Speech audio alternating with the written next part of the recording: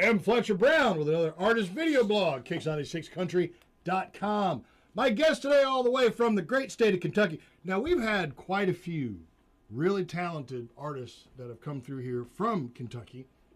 I could start naming them, but it would take too long. I'm going to introduce you to the latest, his first time here at Kicks 96. Please welcome Carson Beyer. How are you, Carson? Good, man. Good. You've got, and I'm going to say this with all sincerity, I wasn't expecting, like I read your bio, and the bio was like, he mixes, his, country music with like soulful R&B sounds and just kind of blend of your musical influences.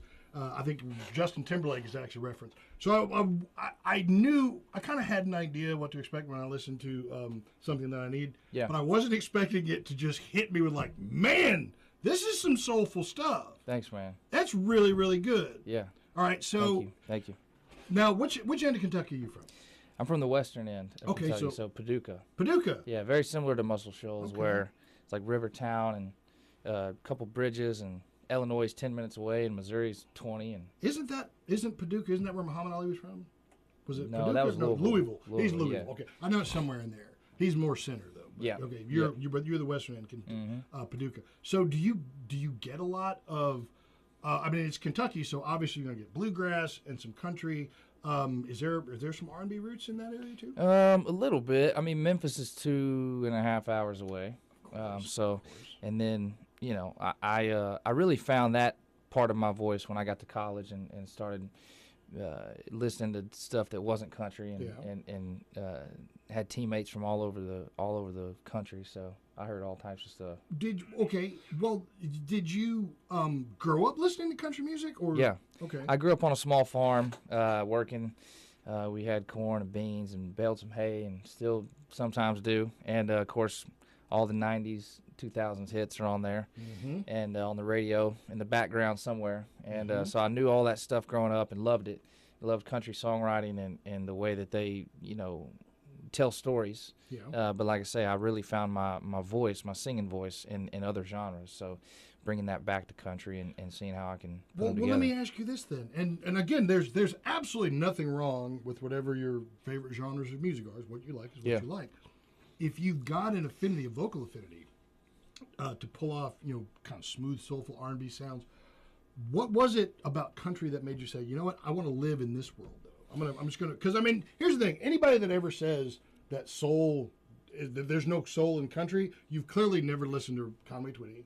You've clearly never listened to Ronnie Millsap, or Kenny Rogers. Yeah. Because there's plenty of soul. Trust me, there's plenty of soul in country music. Yeah. So I'm not arguing that. But I'm just saying, what was it about country music that made you say, Carson Beyer, I belong here?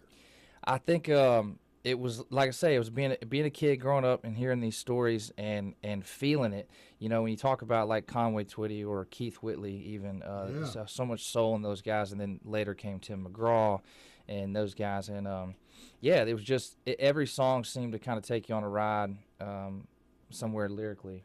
That as a kid, you couldn't really make Don't Take the Girl by Tim McGraw when you're 8 years old doesn't make sense.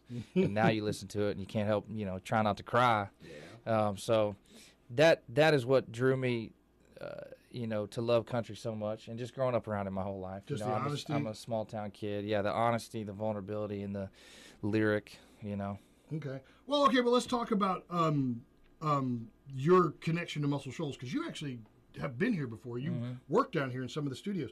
Yeah. Who have you worked with in the Muscle Shoals area? Well, I've written some songs.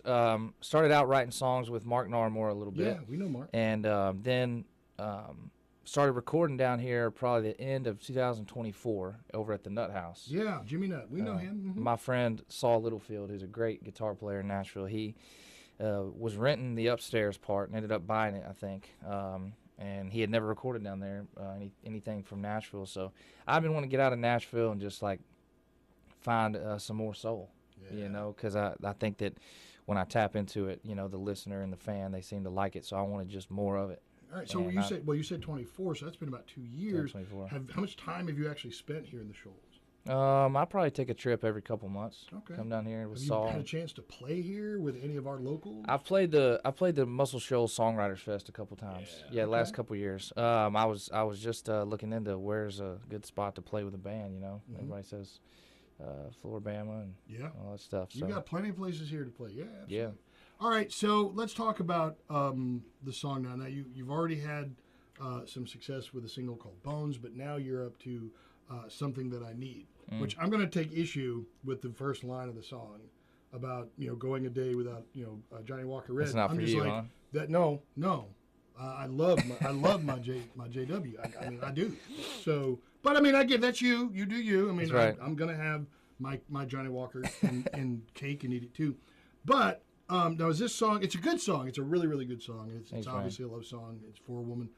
Is this one that you wrote, or you co-write with anybody? Yeah, I wrote it with some guys back in Nashville, Michael August and Dan Harrison.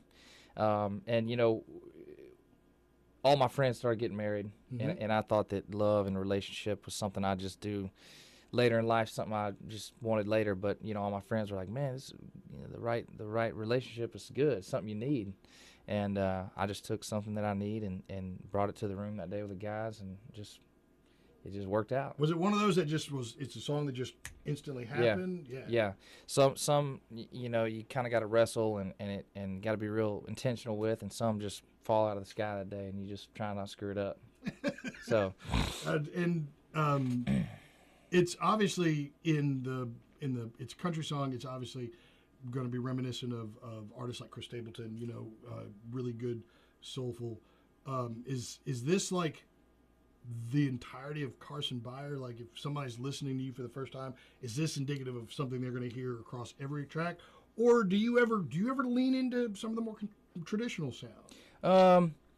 I think this is a pretty good indicator. Yeah, I mean, like I say, I came down here to record to get away from so much steel and fiddle. I mean, that's just my taste. I love it.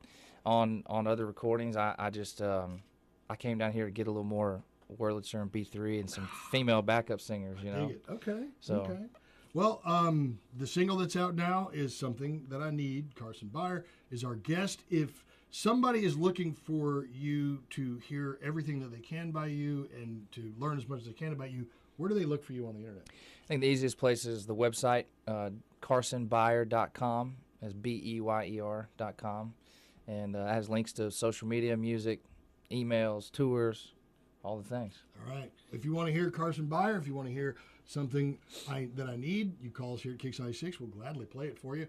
And make sure you find him online and on his socials. Carson, thanks for coming down and visiting. Thanks for having me, man. And awesome. Since you're spending so much time in Muscle Shoals, I mean, we're right here too. That's right. I know all those folks you know.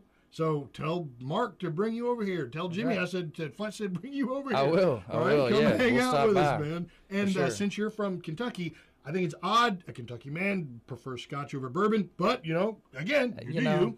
I love my bourbon. I love bourbon, too. If you wanted I'm a to bourbon come in man. with a bottle of real Kentucky bourbon, I wouldn't say no. Okay. We'll do that next time. Yeah. That's right. Next time. Carson Beyer's our guest. We'll see you next time on another artist video blog, kicks96country.com. You're the better part of me, the heart that makes my skin blue.